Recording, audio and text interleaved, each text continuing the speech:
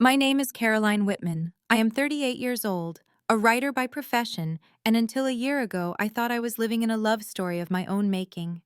To the world, my life looked enviable, a penthouse overlooking Manhattan's skyline shelves, filled with the novels that bore my name, and a husband who, at least in public, played the part of a devoted partner. I believed I had found security, not just financial, but emotional. I believed I had found someone to grow old with. And perhaps that was my first mistake, believing that love once spoken was permanent. I had been married to Mark for almost 15 years. He was handsome in the way that photographs captured, well, confident in boardrooms, charming at dinner parties. He came from old money, though he liked to remind me that he had carved his own way in finance. I thought we were equals, each successful in our spheres. But marriage, I've learned, is not always measured in public smiles. It is measured in the whispers of the night, in the glances across a crowded room, in the silences that stretch too long. It was in those silences that I first felt the fracture. Mark had grown colder, distant in ways I could not name. He spent more nights at the office, more weekends on business trips, and when he was home, he carried his phone like a shield. I told myself it was the stress of work. I told myself not to imagine shadows where none existed. But my instincts refused to quiet. And when a woman's instincts begin to scream, it is only a matter of time before truth reveals itself. The night I discovered his plan began like any other. I woke around midnight thirsty and padded to the kitchen in my robe. On my way back to bed, I heard him speaking softly in his study. The door was cracked just enough for me to hear fragments of words: divorce, settlement. She won't see it coming. My breath froze. I pressed myself against the wall, my heart pounding so loudly I feared he would hear it. I inched closer, straining to catch every syllable. Mark's voice was calm, almost rehearsed. "No, I've timed it. She'll be blindsided. The accounts will be frozen before she even realizes what's happening. The lawyers say we can file by the end of the month." The words sliced through me. Accounts, lawyers, frozen. It wasn't a fight or a fracture, it was a plot. My own husband, the man I had loved and trusted, was planning to strip me bare, to leave me without the fortune I had built. And he thought I was oblivious. I stood there in the darkness, trembling, my mind spinning. I wanted to burst in to confront him, to demand answers, but something stronger held me back, a quiet, razor-sharp voice that whispered, "Not yet. Listen. Learn. Prepare." I slipped away silently back into the bedroom, my heart hammering in my chest. When he came to bed hours later, I feigned sleep, breathing evenly while rage and fear warred inside me. I stared at the ceiling until dawn, my thoughts crystallizing into a plan of my own. If Mark was preparing to betray me, then I would not sit idly by. I would not let him dictate the story of my life. The following morning, I rose before him. I dressed carefully, choosing a simple black dress and flats, nothing to draw attention. I left the apartment under the guise of a coffee run, but instead of heading to the cafe, I went straight to the office of my financial advisor. Daniel had been with me since the early days of my career, when my first novel had exploded onto the bestseller lists. He was discreet, loyal, and most importantly, someone I trusted. When I told him what I had overheard, his eyes hardened. "Caroline, if that's true, you don't have time to waste. We need to move your assets immediately." The words both terrified and steadied me. For the first time, I spoke aloud the betrayal that had gutted me in the night. My hands shook as I signed papers, transferred accounts, and moved my fortune into a trust Mark could never touch. $500 million, every advance, every royalty check, every investment I had made over the years, locked safely beyond his reach. As I held the final signed documents in my hand, I felt a strange mix of grief and vindication. Grief because no marriage survives such a blow. Vindication because Mark had underestimated me.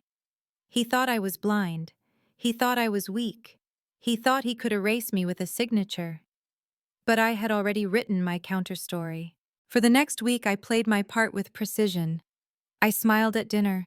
I kissed his cheek before he left for work. I listened as he spoke of future plans, my heart breaking with each lie that rolled off his tongue. But beneath the surface, I was steel. I had built walls he could not see, a fortress around the life he had tried to steal. and yet beneath my anger was sorrow. I lay awake at night staring at the empty side of the bed that once felt warm with love, wondering when the man I had married had become a stranger. Was it gradual, a slow erosion of affection? Or had he always been waiting for the right moment to strike? These questions tormented me, but I knew I would never receive honest answers. The betrayal had already taken root, poisoning everything between us. But what he didn't know, what he would soon discover, was that betrayal is a double-edged blade. The moment he tried to cut me down, he would feel the sting of my defense. As the days passed, I watched him more carefully. His late-night calls grew longer. His tone was smug, confident, certain of his victory. And all the while I played the silent witness, the woman he believed was naive. Little did he know I was already 10 steps ahead. I began to notice other signs I had ignored before. A receipt in his jacket pocket from a jewelry store not for me. A lingering perfume on his coat that was not mine. The cold detachment in his eyes when he looked at me as if he were already gone. The divorce plot was not just about money. It was about erasing me from his life, entirely replacing me with someone else. One night I stood before the mirror studying my reflection. My face looked tired, my eyes shadowed with sleeplessness. But behind that exhaustion was something else, fire. For years I had written stories of heroines who found strength in suffering, who rose from betrayal stronger than before. Now I realized I was writing my own story, and I would not let it end with me broken, so I waited. I waited for him to make his move, for the moment when his betrayal would step fully into the light. Because when it did, I would be ready not as his victim but as his equal opponent. And perhaps in that confrontation he would finally understand the weight of underestimating a woman who had survived both love and loss, who had built her own empire from words and willpower, who would not be erased by anyone.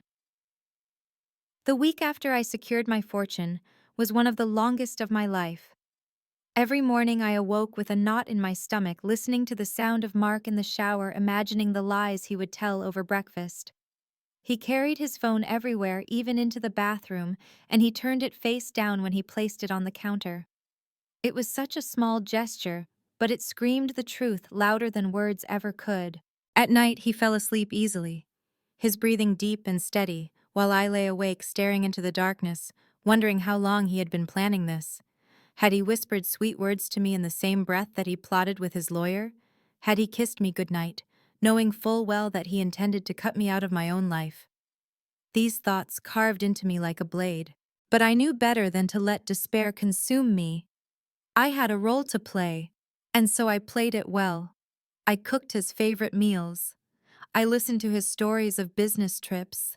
I let him believe I was the oblivious wife, too lost in manuscripts and publishing deadlines to notice his deceit. But underneath my mind was worrying. Every glance, every slip, every careless word, each became evidence, each confirmed what I already knew. On Wednesday, I followed him. He told me he had a late meeting with a client, but I watched from a cab as he stepped out of the office at 6 o'clock sharp and slid into the back of another car. I told the driver to keep a discreet distance, my heart pounding as we wove through Manhattan traffic. The car stopped in front of an upscale restaurant one Mark and I had dined at together in happier years. My stomach turned as I watched him step out and greet a woman with a lingering kiss. She was younger, sleek in her tailored dress, and the way he smiled at her, the warmth I had been starved of for months, confirmed everything. I sat in the cab, frozen, my nails digging into my palms until they drew blood. Rage and grief surged together, but still I did not get out. I let him walk inside with her arm around her waist as though our marriage had already been erased. I told the driver to take me home, my eyes burning with unshed tears. That night I curled on the bed, clutching Richard's "No," my journal of plans and finances, whispering to myself that I had already protected what mattered. He might betray my love, but he would not steal my life's work. The next morning I confronted him, not about her, not yet. That would come later. Instead I asked lightly, "How was your meeting?" He didn't even flinch. "Productive," he said smoothly, pouring coffee into his cup.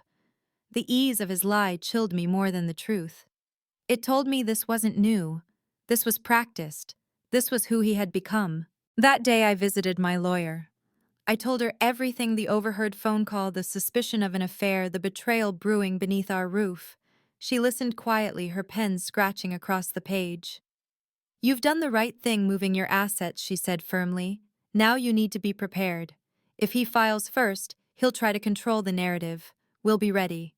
Control the narrative. That phrase struck me deeply.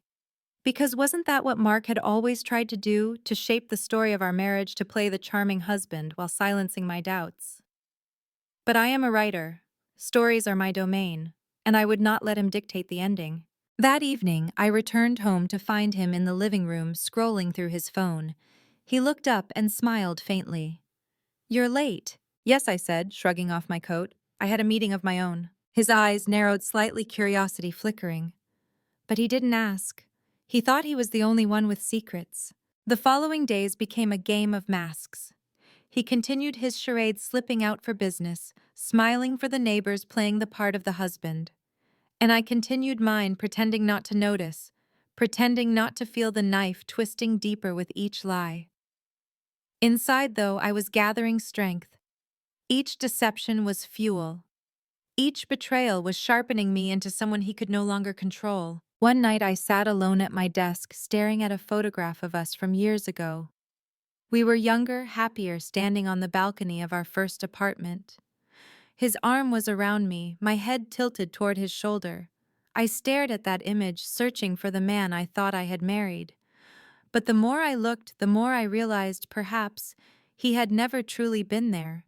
Perhaps I had fallen in love with a shadow, with the idea of him, while the real man waited for his chance to reveal himself. The thought crushed me, but it also freed me.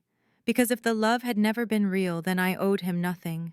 My loyalty belonged to the woman I had become, the woman who had written her way to success, who had built an empire of words, who had trusted too much but learned to survive betrayal. By the end of that week, I knew the climax was coming.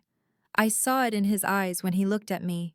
Calculation readiness, as though he were waiting for the perfect moment to strike. What he didn't know was that I was waiting too. The final straw came on Sunday morning. He left his briefcase open on the kitchen counter while he showered. I shouldn't have looked, but instinct drove me. Inside was a stack of documents, drafts of divorce filings, financial statements, proposals for dividing assets. And there in black and white was the proof: he had listed every account, every property, every investment. And beside my name in bold letters was a single word: removed. My hands shook as I stared at it. He had already erased me on paper, already struck me from the story of our life. I closed the briefcase quietly, placed it exactly where it had been, and walked into the bedroom. When he emerged fresh from the shower, he found me sitting on the bed, calm and composed. I looked up at him and smiled faintly. "You really think I don't know?" For the first time, his mask slipped. His eyes widened just a fraction before narrowing again. "Know what?" he asked carefully. I stood smoothing my dress, my heart steady now. "That you're planning to erase me, that you've already tried. But here's the thing, Mark, I write my own endings." He froze, the briefest flicker of unease passing through his eyes. And in that moment, I knew the balance had shifted. He thought he was the hunter, but I had already laid the trap. The war had begun. The look on Mark's face that Sunday morning will stay with me forever. A man so certain of his cleverness, suddenly confronted with the possibility that I was not as blind as he believed. He covered it quickly, of course he always did, but not quickly enough. That flicker of unease was my first taste of victory. "Caroline," he said smoothly, slipping into his usual tone, "you've been under so much stress lately. You're imagining things." I almost laughed. Imagining. The word stung because for years he had wielded it like a blade.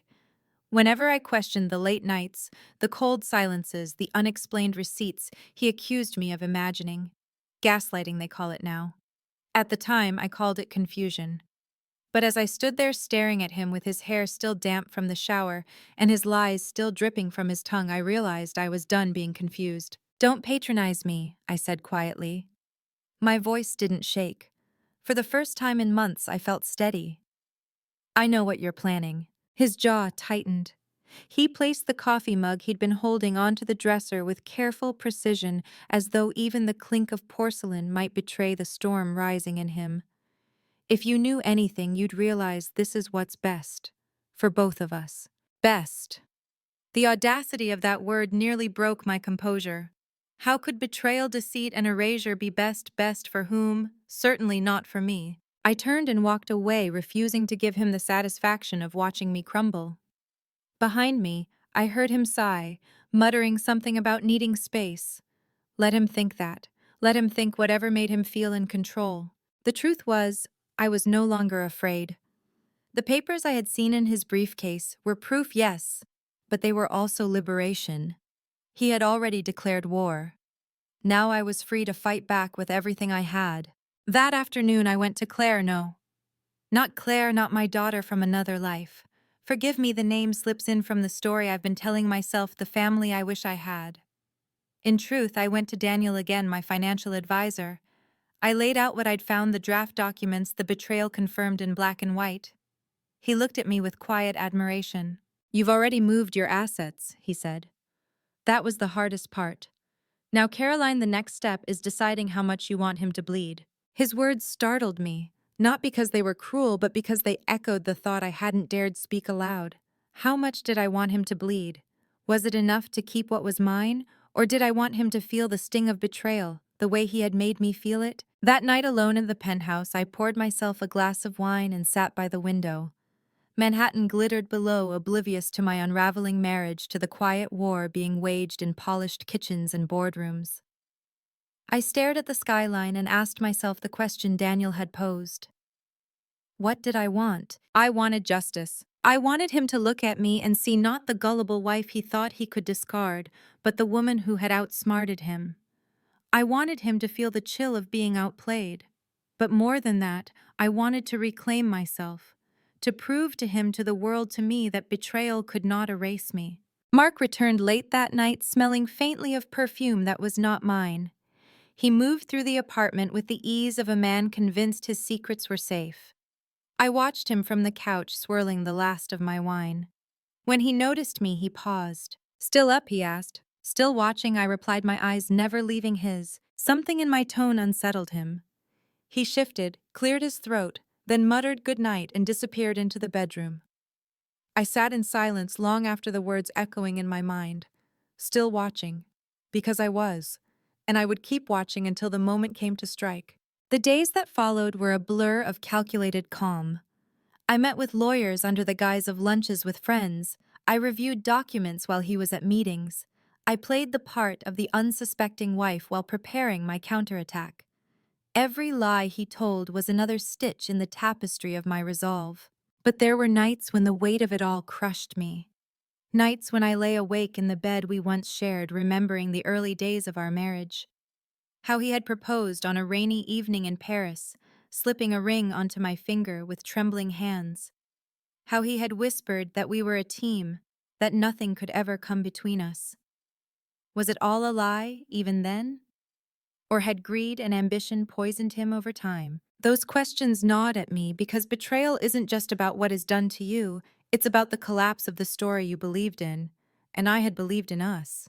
That belief was now rubble at my feet. One evening, I found myself wandering through Central Park, the air sharp with the bite of approaching winter. I sat on a bench and watched families pass by, couples holding hands, children laughing. I envied them, but I also pitied them. Because love, I had learned, can be the most exquisite deception of all. As I sat there, my phone buzzed. A text from an unknown number. He thinks you don't know, but you're not the only one he's betrayed. My blood ran cold. I stared at the message, my mind racing. Who could it be? The mistress, a colleague, someone else he had wronged. My fingers hovered over the keyboard, but before I could respond, another message appeared. If you want proof, meet me tomorrow. Noon. Café Loria. I sat frozen, my breath shallow. Proof. Betrayal upon betrayal. My instincts screamed at me to ignore it, to run, to hide. But the fire inside me, the same fire that had driven me to move my fortune to outmaneuver him, would not let me turn away. The next day I went. Café Loria was a small, quiet place tucked into a side street. I arrived early, my nerves coiled tight, and waited. At 12:05, a woman walked in, tall, elegant, with eyes that held both sorrow and fury.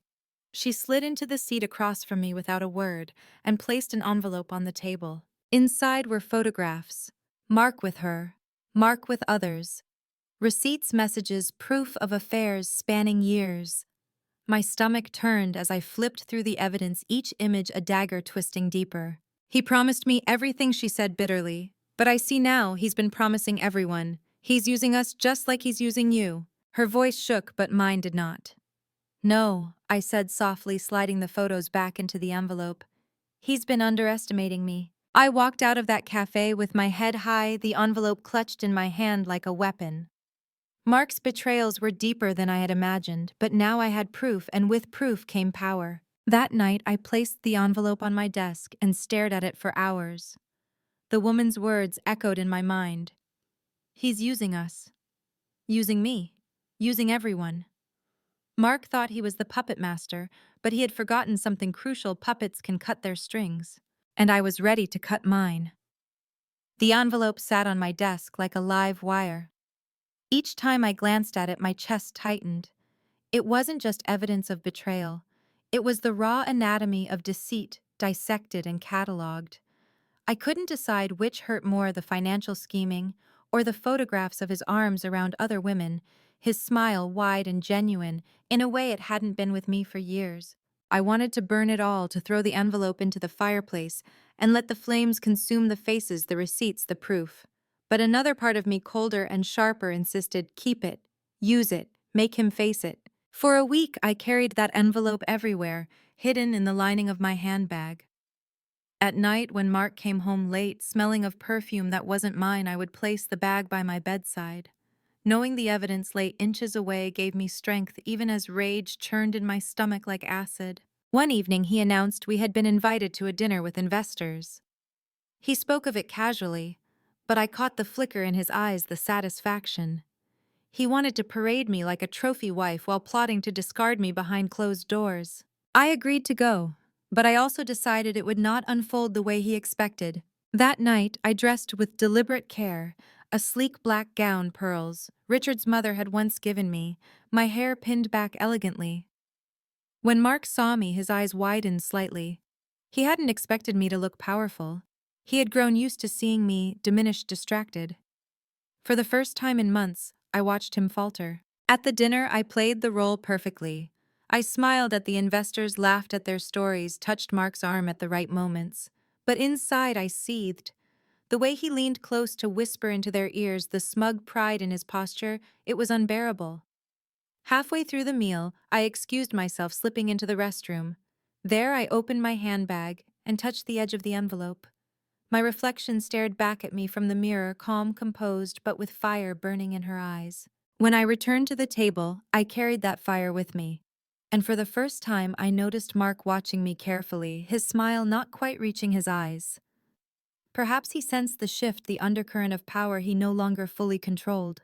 Days later, the confrontation finally came. It was late past midnight when I heard him again in his study, speaking low into the phone. The words were nearly identical to those I had overheard weeks earlier, divorce settlement accounts. But this time I did not stay hidden in the shadows. I stepped into the doorway, envelope in hand. He froze mid-sentence, eyes narrowing as he saw me. "Who is it tonight?" I asked softly, my voice steady though my hands trembled. He ended the call abruptly, setting his phone on the desk. "Caroline." He began, his tone that familiar blend of patronizing calm. "You don't understand." But I cut him off, sliding the envelope across the desk. "I understand perfectly. Open it." He hesitated, then tore it open, his face paling as the photographs spilled onto the desk. For a long moment, he stared down at the images, his arms wrapped around other women, his lies laid bare. His eyes flicked up to mine, cold and calculating. "Who gave you this?" "It doesn't matter," I said firmly. "What matters is that I know. About the affairs, about the divorce, about the plan to erase me." For the first time, his mask cracked fully. Rage flared across his face, his voice rising. "You had no right." "No right." The words ripped from me like a scream. "I had no right to protect myself, after everything I gave you. After building this life together, you planned to throw me away like trash. You left me no choice, Mark. No choice but to fight back." Silence fell between us, heavy and suffocating. He sank into his chair, rubbing his temples, his arrogance dimmed by exposure. Finally, he muttered, "You don't know what you've started." But he was wrong. I knew exactly what I had started. In the days that followed, the tension in our penthouse grew unbearable. He avoided me retreating to the study, taking more trips, his phone glued to his hand. But I was no longer the woman who shrank under his lies. I was building my case piece by piece. Every document, every message, every whispered word became a weapon. Then came the night of the gala. It was an event we had attended together every year, a gathering of New York's elite. Mark insisted we go, likely to maintain appearances. I agreed, though my reasons were very different. The ballroom glittered with chandeliers and laughter, the air thick with perfume and ambition. Mark held my arm tightly, his grip more possession than affection. I smiled for the cameras, but inside I was planning my next move. When we were seated at the table surrounded by familiar faces, I leaned close and whispered, "Do you ever wonder what would happen if everyone here knew who you really were?" His hand tightened painfully around mine. "Don't," he hissed. But I only smiled, sipping my champagne. For once, he was the one afraid. And that fear tasted sweeter than any toast. I didn't expose him that night. Not yet. Timing was everything. But I wanted him to know the power balance had shifted. I wanted him to feel the shadow of his own downfall trailing behind him in every glittering room. By the time we returned home, his silence was seething. He poured himself a drink, his hand shaking slightly, and muttered, "You think you've won?" I stepped closer, meeting his eyes without flinching. "I don't think. I know." And as I walked past him into the bedroom, I realized something astonishing. The grief that had once suffocated me was gone. In its place burned something stronger, sharper. Betrayal had not broken me, it had remade me. The climax was close. I could feel it in the air and the quickened beat of my heart each time I looked at him. The war was no longer hidden. It was here, alive between us, every word a weapon, every glance a battle line. And soon, very soon, the final blow would fall. The night after the gala, I lay awake in bed, staring at the ceiling while Mark tossed restlessly beside me.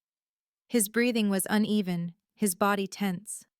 For the first time, he wasn't the confident man orchestrating betrayal from the shadows. He was unsettled. And I had put that fear into him. In those quiet hours, I realized the moment had come. There was no more waiting, no more gathering scraps of evidence in silence. It was time for him to face me and to face the truth. 2 days later, I arranged a private meeting with my lawyer and Daniel, my financial advisor. We sat in a sleek conference room, the city skyline glittering outside. I laid the envelope of photographs on the table along with copies of the documents I had secured from his briefcase. My lawyer examined each piece, her brow furrowing deeper with every page. "This is more than enough," she said finally. "Not only to protect your assets, but to ensure he cannot twist the narrative in his favor. Caroline, you've outmaneuvered him completely." Her words brought me no joy, only a strange, hollow relief, because this was never the victory I wanted. I hadn't married Mark to battle him in court. I had married him for love, or at least for the illusion of it. When I returned to the penthouse that evening, I found him in the study, glass of whiskey in hand, staring out over the city. His reflection in the window looked weary, almost defeated. I stood in the doorway, clutching the folder of documents. "It's over, Mark." He turned, his eyes bloodshot, his arrogance cracked. "Over?" "Yes," I said, my voice firm. "I know everything. The divorce, the affairs, the accounts you thought you could control. It's done. You don't get to erase me." He laughed bitterly, but it was hollow. "You think you've beaten me?" "I don't think," I replied. I laid the folder on his desk, the evidence spilling out like ashes. "I know, because I'm still here, and everything you tried to take from me is safe." He picked up one of the photographs, his hand trembling. For a moment I saw something flicker in his eyes, not guilt, not love, but recognition. Recognition that I was not the woman he thought I was. I was stronger, smarter, unbreakable. "You'll regret this," he muttered, but even as he said it, his voice lacked conviction. "No," I said softly. "The only regret here is yours, for thinking you could betray me and win." The silence that followed was suffocating. Then slowly I turned and walked out of the study, closing the door behind me. That was the last real conversation we ever had. The divorce proceedings were brutal, dragged through months of filings and hearings. Mark fought viciously, trying to claw back control. But with every motion, every accusation, I met him with calm, irrefutable proof.